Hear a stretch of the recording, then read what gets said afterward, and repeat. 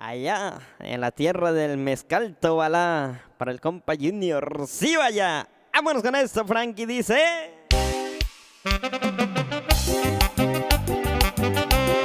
Oiga, paisanos, con esta chilenita nos vamos por todo Sola de Vega. ¡Qué grosero!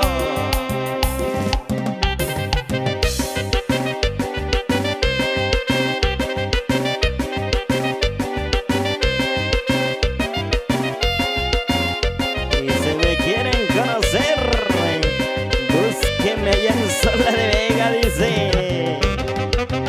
Se ve bonito, ritmo y sabor, mixteco, talentoso.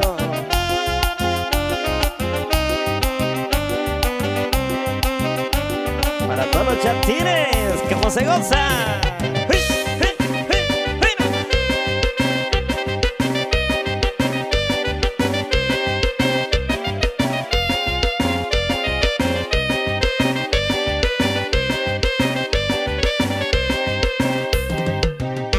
Con esta chilena queremos saludar a toda la familia Sánchez que radica ahí en el estado de Nuevo México, y vámonos hasta su tierra, hasta San Francisco, Sola de Vega.